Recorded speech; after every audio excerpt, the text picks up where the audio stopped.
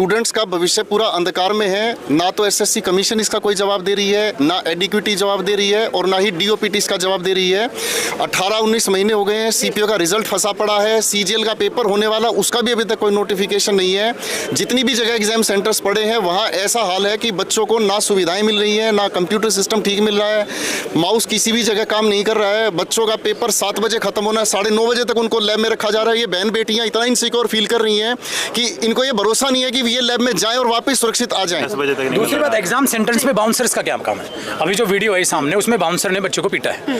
Bouncers का exam centre पे क्या काम होने लग गया? बच्चे हैं वो टेररिस्ट थोड़ी ना है, पेपर देने जा रहे हैं और पहले ही वो घबराए हुए पेपर के प्रेशर में।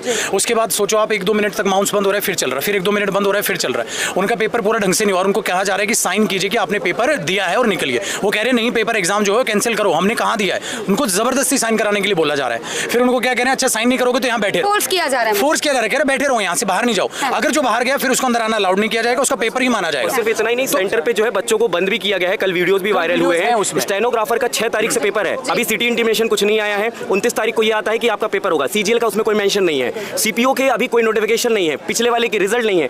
रेलवे वाले बच्चे एएलपी का भी जब सीबीएटी देकर आए थे, माउस वर्क नहीं कर रहा था, हम सीबीएटी के लिए भी रेलवे भवन गए थे, वहां पर कोई बातें सुनी नहीं जा रही हैं। आखिर हम अपने लिए नहीं आ रहे, सारे फैकल्टीज आज कोई भी फैकल्टी यहाँ पे जितने मौजूद हैं सब बच्चों के लिए है। और बच्चों का अगर भविष्य अंधकार में होगा तो आप सोच सकते हो देश का भविष्य अंधकार में है और यहाँ पे सब घाटे में होंगे, कोई किसी का फायदा नहीं होगा। स्थिति ऐसी है कि बच्चों का एडमिट कार्ड आने के अंदर, उसके अंदर एडमिट कार्ड के साथ यही नहीं पता उसका एग्जाम कौन सी लोकेशन पे है। वो भी 1.5 दिन पहले एडमिट कार्ड आ रहा है, 1.5 दिन पहले। बच्चे को ईमेल आ रही है रात को 12:25 पर कि आपका एग्जाम कैंसिल हुआ है। बच्चा 2 दिन पहले अपने घर से निकला हुआ है, 2100 किलोमीटर दूर उसका सेंटर पड़ रहा है। ये व्यवस्था निंदनीय है, इसी वजह से ये सारा आवाम इकट्ठा हुआ है। और दूसरा देखो कितनी बुरी बात है, पेन अभी एक बच्चा अभी एग्जाम देके कल आया है, या पेपर की क्वालिटी देखिए, और ये पेन जो आप पकड़ भी नहीं सकते, रफ के लिए दिया जा रहा है कि इस पे रफ वर्क आपको करना है। इतनी ज्यादा कॉस्टिंग वो बचाने पर आ गए हैं। सेंटर 500-600 किलोमीटर दूर है, ये कह के कि ताकि किसी का कोई लिंक ना बने, चीटिंग ना हो पाए, दूर सेंटर इसलिए डाल रहे हैं। 500-600 किलोमीटर बच्चा जा रहा है, वहाँ नोटिस लगा हुआ आज एग्जाम नहीं हो पाएगा। ऐसे ऐसे जगह सेंटर है कि लड़कियां तो जाने से भी डर रही है। सर क्या है वो,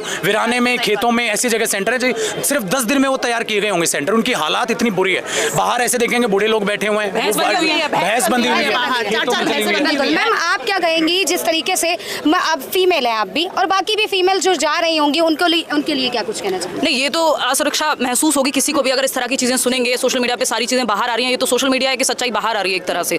ये अपने आप में बहुत डरावनी बात है, क्योंकि कितने तो माँ बाप हैं जो एक सेंटर अगर एक सिटी से बाहर हो जाए तो भेजते नहीं है लड़कियों को कि आप पेपर देने जा रही हैं तो या तो आसपास पड़े तो भेज देंगे। और उसमें अगर इस तरह की चीजें माँ बाप के सामने भी आएंगी, लड़कियों के सामने भी आएंगी, तो हम लोग को अपने आप ही डर लगेगा। एक असुरक्षा की भावना आएगी, भाई जा तो रहे हैं, सेफ आएंगे कि नहीं आएंगे, मारपीट हो रही है, स्थिति खराब है सेंटर्स की। और ये जितनी भी बातें एक एग्जाम के बारे में नहीं है। मैं शिक्षक भर्ती के लिए पढ़ाती हूँ, वहाँ भी हालात खराब है। उत्तर प्रदेश में 7 साल से शिक्षक भर्ती नहीं है, केंद्रीय विद्यालय का एग्जाम नहीं हुआ 3 साल से, इस बार सीटेट भी नहीं हुआ।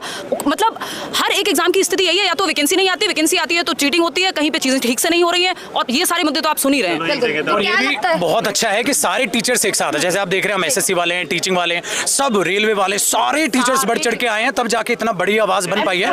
वरना टीचिंग के लिए तो प्रयागराज में मैम आपने वो प्रोटेस्ट किया अलग के लिए थे, अब टीचिंग वाले, एसएससी वाले, रेलवे वाले, सारे टीचर्स का तहे दिल से शुक्रिया, और आप लोगों का। और आप दूर दूर से टीचर्स आए हैं। सर आप इतने अनुभवी टीचर हैं, क्या कुछ मांगे हैं आपकी?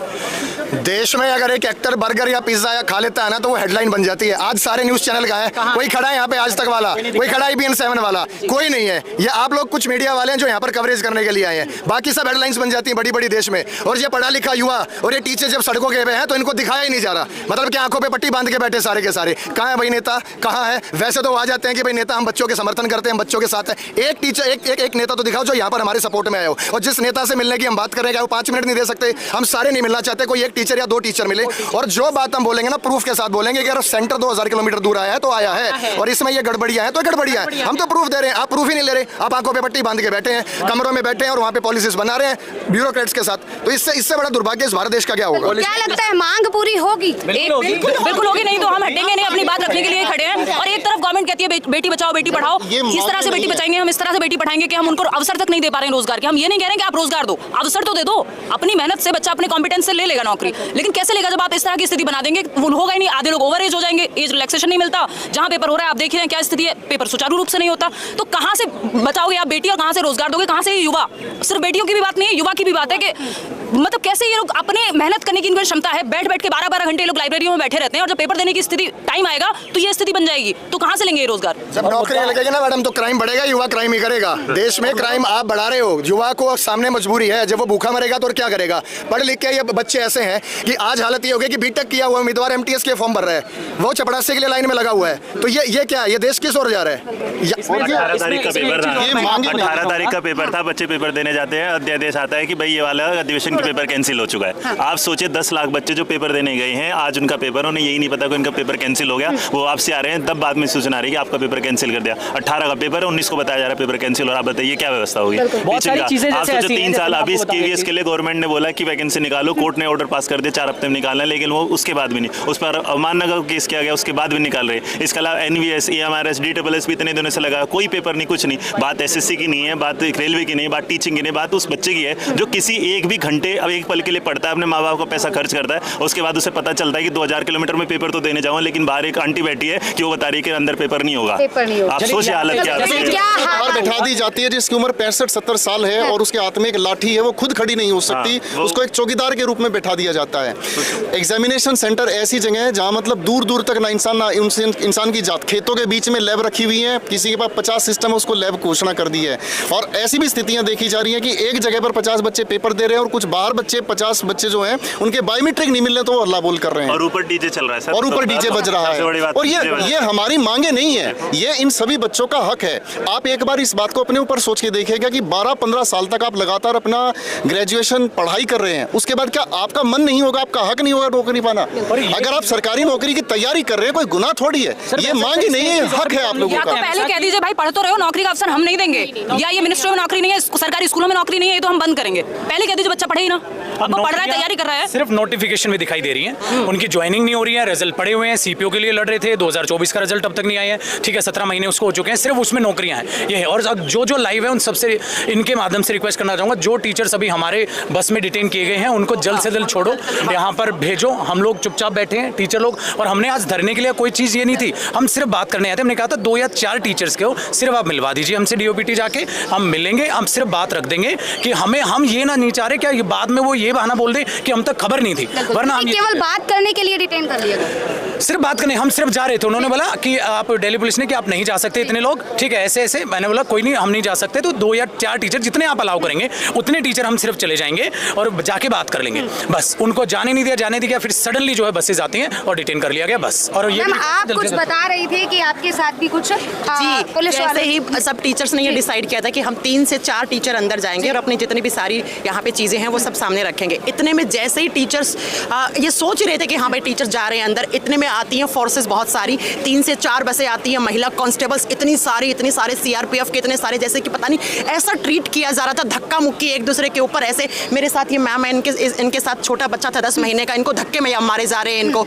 ये मतलब ये जानने की और ये समझने की कोशिश नहीं कर रहे कि अगर टीचर आज रोड पर ऐसे खड़े हैं तो आखिर मुद्दा क्या है। बेसिकली गलतियों को छुपाने की। यस बिल्कुल, गलतियां छुपाने, इनको पता है ये गलत है इसलिए ये छुपा रहे हैं। मैम गलतियां जब छुपाई जाती है तो गलत होता है, गलत करते हैं वही छुपाता है। तो एक बार भी ये जानने की कोशिश नहीं करी कितने सारे टीचर्स हैं, किस तरीके से आए हैं, भाई क्यों आए हैं। तो मैम ये बहुत ही मतलब गलत है।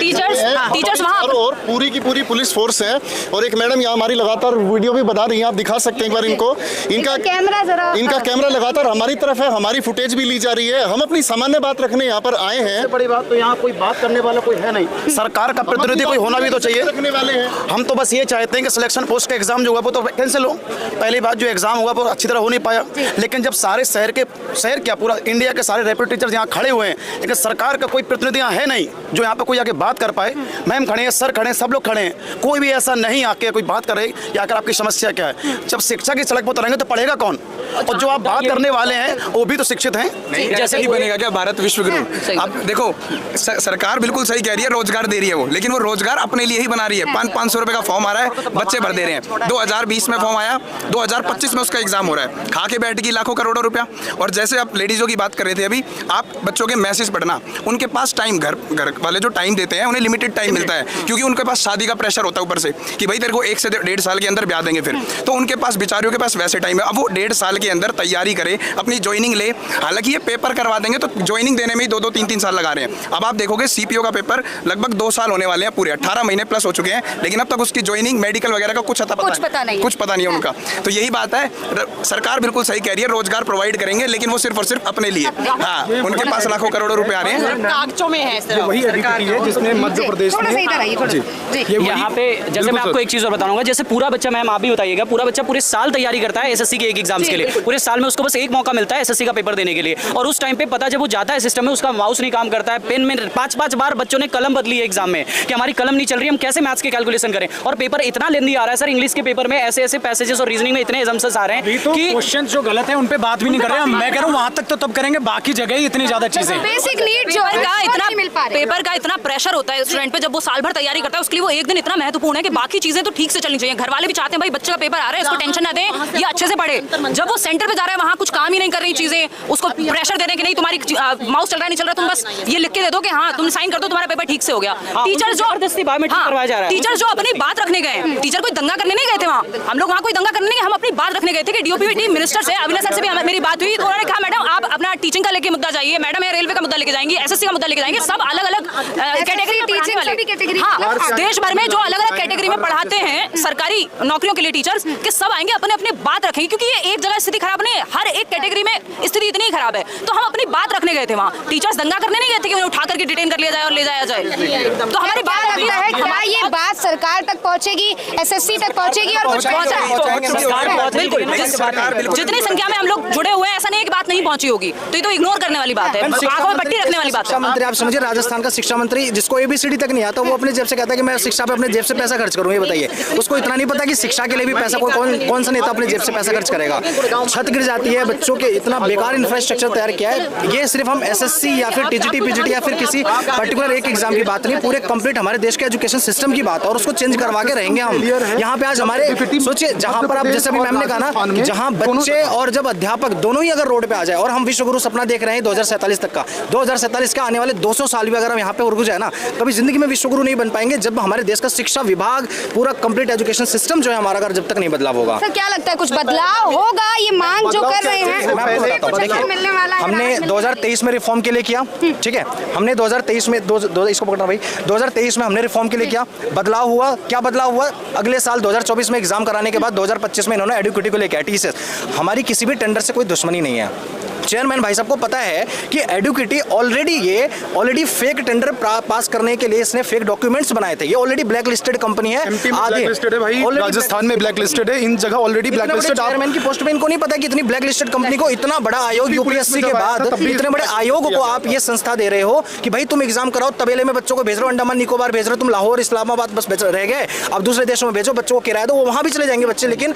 हम टीचर, हम बच्चे मेहनत कर रहे हैं उनके भविष्य को उजाला करने में, और वही बस हम तो बस इतना कह रहे हैं कि तुम एक एग्जाम सही से करा लो। हम ये भी नहीं कह रहे तुम आसान बनाओ पेपर, कट ऑफ कितना हाई जाएगी, बच्चा कोई टेंशन नहीं ले रहा है। हम बस कह रहे हैं कि एक एग्जाम सिस्टम सही कर दो, और बच्चों के साथ आप बाउंसर लगा के मारपीट कर रहे हो, ये कहाँ का सिस्टम है? बच्चा अगर कोई सवाल दिक्कत में आ रहा है तो आप बच्चे से 100 रुपए वसूल रहे हो एक सवाल को सही करने के लिए। ये पैसा कमाने के लिए आपने शिक्षा सिस्टम बनाया है कि बच्चों के भविष्य सुधारने के लिए?